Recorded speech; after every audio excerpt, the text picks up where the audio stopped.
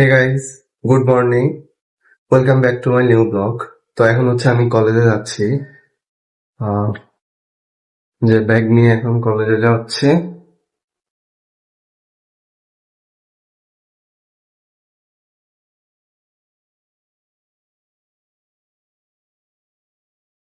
Guys, current অন্য জেনারেটরও নেই। এখন আমাকে 9 তলা থেকে সিঁড়ি দিয়ে নামতে হবে।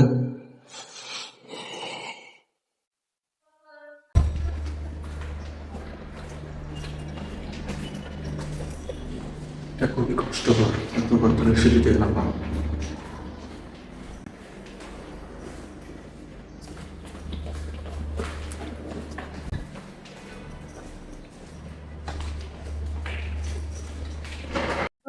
তো গাইস, কলেজে চলে আসছি, কলেজের কাছাকাছি। সামনে গাইস একটা সিম কিনতে আসছিলাম। তো রবির কাস্টমার কেয়ারটা আগে যেখানে ছিল এখানে খুঁজে পাচ্ছিলাম না, মানে শাটার দেওয়া ছিল, ভাবছিলাম যে বন্ধ। পরে দেখলাম স্থান পরিবর্তন করছে। তো তারপরে হচ্ছে যেখানে নিয়ে গেছে নতুন ওইখানে গেলাম, একটা সিম নিলাম। ভাবছিলাম আমার মায়ের নামে একটা সিম ছিল, ওইটা রিপ্লেস করব। পরে ওইটা আর করলাম না, নতুন সিম নিলাম নিজের নামে। এখন আবার কলেজে যাচ্ছি। হ্যাঁ, আজকে মারাত্মক রোদ গাইস। এতদিন এই কয়দিন ওয়েদারটা অনেক ভালো ছিল। অনেক মজা লাগছে। এখন তো তাপে জ্বলে যাচ্ছি, এত তাপ।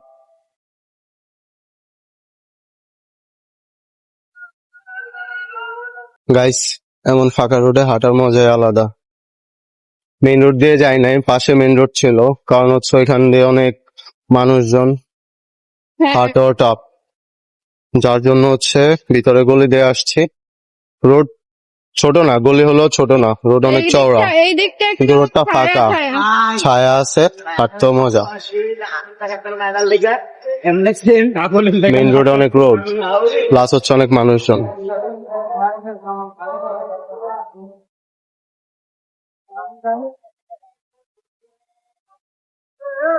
দেখেন গাইস, এটা কি গাছ? ফুলটা এটা কৃষ্ণচূড়া গাছ, কি বলে এটাকে, লাল ফুল চিনি না। গাইস, এটা কি গাছ যে একটু বলেন জানলে। আজকের আকাশটা সুন্দর। রোদ উঠলে গাইস এমনি দেখতে সুন্দর লাগে ওয়েদার, কিন্তু বাইরে মজা না। তো গাইস, তালশাঁস দেখে এবছরে প্রথমবার তালশাঁস ট্রাই করতে গেলাম। বাবার তালশাঁস কাটার মেথডটা, টেকনিকটা অনেক সুন্দর। তো যাই হোক, সাথে আপনারা ডাবও দেখতে পাচ্ছেন। তো ভাবলাম তালশাঁসের সাথে একটা ডাবও নিই। তো মামাকে একটা ডাবও দিতে বললাম। মামা হচ্ছে তালশাঁসটা আমাদেরকে প্যাক করে দিচ্ছে, আমরা হচ্ছে নিয়ে যাব। আর ডাবটা হচ্ছে এখানে খাবো, জলটা এখানে খাবো, বাকিটা শ্বাসটা হচ্ছে যে নিয়ে যাব। তো মামা এখন হচ্ছে তাল শ্বাসটা আগে নিয়ে তারপরে ডাবটা কাটবে।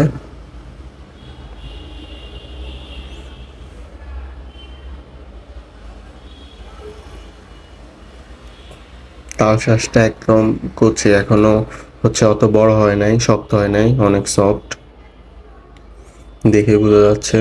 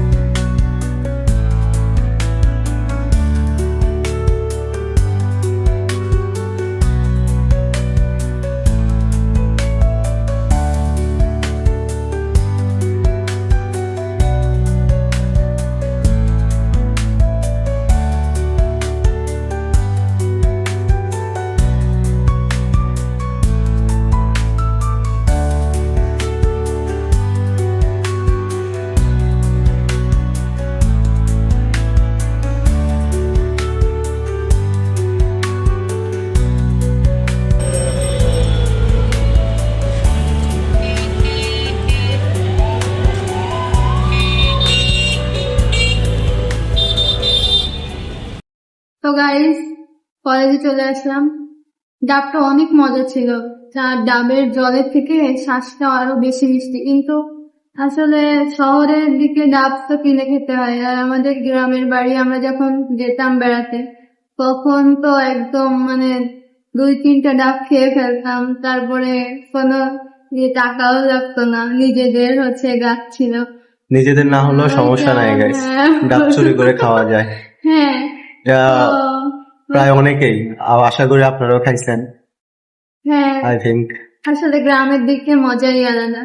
গ্রামের পরিবেশ, গ্রামের খাবার দাবার সব একদম মানে গাছ থেকে তুলে খাওয়া যায় এই টাইপের।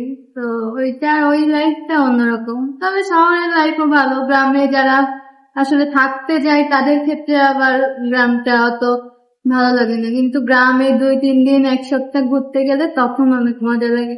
তারপরে এই যে তালশাঁস কিনলাম, তালশাঁস খাইছি, ওইটাও অনেক মজা ছিল। তো আগে ছোটবেলায় আমরা তালশাঁস মানে এমন দিন ছিল, এমন কোনো সপ্তাহ ছিল না যে তালশাঁস আনতো না।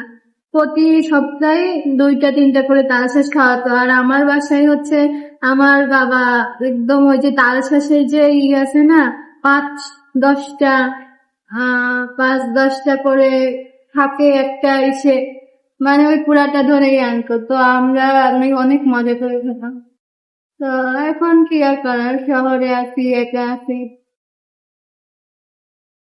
গাইস, পুরা সব অন্ধকার হয়ে আসছে।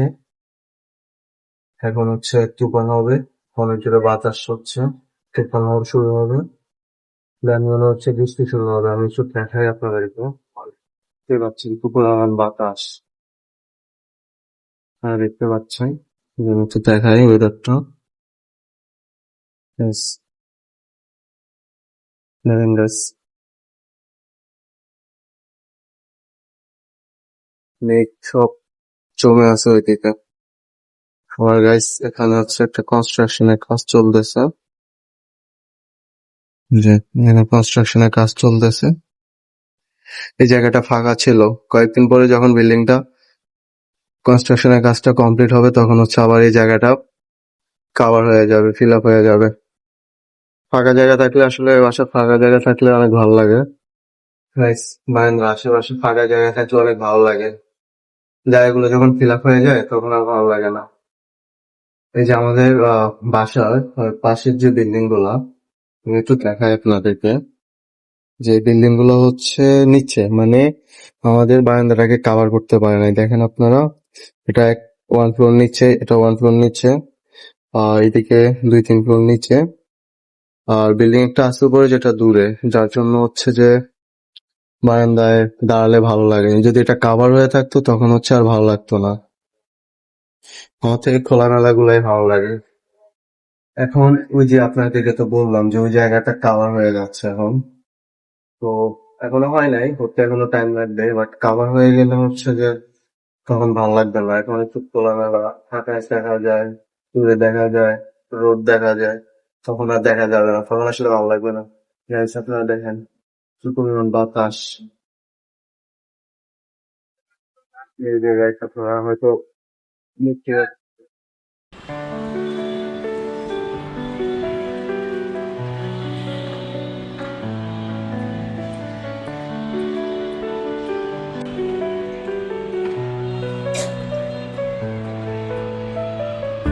গাইস, এখনো বৃষ্টি হচ্ছে, সে বিকালে শুরু হয়েছে, এখনো বৃষ্টি হচ্ছে।